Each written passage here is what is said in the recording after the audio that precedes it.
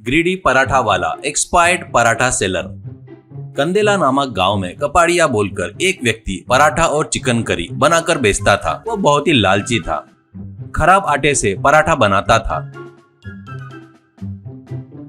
वैसे ही 1 kilo chicken लाकर उसमें ज्यादा पानी डालकर उसमें नमक मिर्च डालकर वैसे ही लोगों को बेचता था। उस गांव में उसका अकेला होटल रहने की वजह से लोगों के पास दूसरा कोई पर्याय नहीं रहने से उसके पास ही पराठा खाते थे। ऐसे रहते हुए कुछ दिनों के बाद वो शहर जाता है तो वहाँ उसका सुपरमार्केट में काम करने वाले दीपक से मुलाकात परिचय होती है। उसके द्वारा एक्सपायरी हुए सो पराठे सस्ते में मिलते हैं करके पता करके उन पराठों को लाकर लोगों को बेचता है।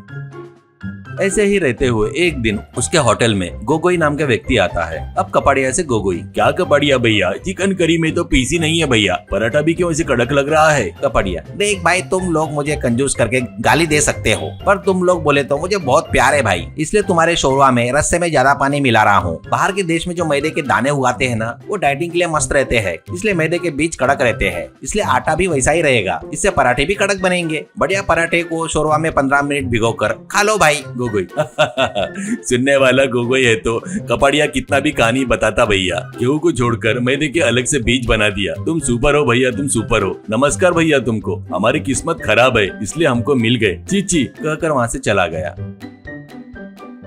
ऐसे कुछ दिनों के बाद दीपक और कपाड़िया भी बार में पीते हुए अच्छे दोस्त बन जाते हैं। ऐसे ही रहते हुए कुछ दिनों के बाद कपाड़िया के पास उस गांव का प्रेसिडेंट पटवारी आता है। अब कपाड़िया से पटवारी, ए कपाड़िया, अर्जेंट से ₹1,00,000 चाहिए रे, थोड़ा अर्जेंट है रे, एडजस्ट करके 4 दिन में वापस कर दूंगा रे। कपाड़िया, तूने पैसे मांगा मतलब कुछ हुआ है क्या? है वो बताए बगैर मैं नहीं दूंगा, ऊपर से अपने ब्याज के बारे में पता है ना। पटवारी, सब पता है रे बाबा, पहले पैसे दे दे रे, ऊपर से बाढ़ आकर बाजू का गाँव पूरा डूब गया, वहाँ के बेचारे लोग को देना है रे, कहता है। इससे कपाड़िया अंदर जाकर पैसे लाकर पटवारी को देता है। वो लेकर प्रेसिडेंट वहाँ से चला जाता है। अब कपाड़िया मन में, अरे वाह, अभी ये प्रेसिडेंट पैसा लेकर गया, लोग बढ़िया बाढ़ में बहकर जा रहे हैं, अब उनके पास फुल पैसा रहता होगा, इसका फायदा उठाकर पराठा ज्यादा रेट में बेचे तो पैसा ही पैसा, पैसा ही पैसा करके सोचता है। बाद में कपाड़िया दीपक के पास जाता है। वहाँ पर पूरे खराब हुए सो पैकेट को अपने असिस्टेंट बिरजू के साथ मिलकर लेता है। बाद में अपने होटल में पराठे फटाफट सेक कर चिकन ग्रेवी डालकर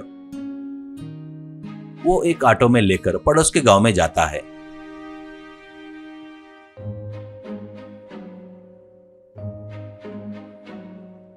वहां पर लोग पानी में तैरते हुए किनारे पर आ रहे थे। उनको देखकर बिरजू से कपाड़िया, अरे इतने सारे लोग पानी में बहकर जा रहे हैं तो कितना अच्छा लग रहा है रे, ये क्या रे, मेरे को थोड़ा सा भी दुख नहीं हो रहा है। बिरजू, भैया इसको ही मतलब ही बोलते हैं भैया, वैसे भी तुम्हारे बारे में किसी को पता नहीं, पहले काम होने दो भैया, मुझे अर्जेंट काम है भैया, मुझे लड़की देखने जाना है शादी के लिए। कपाड़िया, तेरे को लड़की देने वाला बेवकूफ कौन है रे, रुक जा, ये काम होने के बाद मैं खुद तेरे साथ में आकर तेरा रिश्ता तोड़वा दूंगा, सबको बताऊंगा कि तू बहुत बड़ा बेवकूफ है करके। ऐसा कहता है। उसके बाद किनारे पर खड़े होकर लोगों से कपाड़िया, अरे आओ भाई, आओ आओ आओ, तुम्हारे लिए ही स्पेशल पराठा लाया हूँ, स्पेशल चिकन करी भी लाया हूँ, आइए आइए और एंजॉय कीजिए, एक प्लेट सिर्फ 200 रुपए में। ऐसा कहता है। रेट ज्यादा हुआ तो भी बेचारे बच्चे पराठे के लिए जिद करने लगे। इससे किनारे पर आए हुए सभी लोग उसके पास पराठे खाने के लिए आते हैं। अब उनसे कपाड़िया, देखो ऐसे ही किसी को भी कुछ भी नहीं बांटना बोलते, हमारे गांव के प्रेसिडेंट यहाँ पर पैसे बांटने आ रहे हैं, वो जो पैसे देंगे ना उसमें से मेरे पराठे के पैसे दे दो, पर अभी कोई उधार मत मांगना, ठीक है ना। ऐसा कहता है। अब बच्चों को कपाड़िया एक्सपायर हुए सो पराठे दे रहा था। वो देखकर बिरजू, भैया भैया, सुपरमार्केट से दीपक ने फोन किया है भैया, अभी ही एक्सपायर हुए सो पराठे 100 प्लेट आए हैं बोलते, इनसे मिलकर टोटल 200 प्लेट हो गए भैया, इनको कैसे भी ये बस नहीं होंगे, मैं जाकर वो लेकर सेक कर लाऊं क्या भैया, एक्सपायर हो गए ना भैया। ऐसा कहता है। तो गाँव का एक आदमी, क्या रे, हमारे घर डूबकर हम दुखी है तो हमारे बच्चों को खराब हुई से पराठे देता क्या, कमीने, तू इंसान है क्या जानवर है, करके उसको पकड़कर उसकी जमकर धुलाई करके पानी में गिराकर चले गए।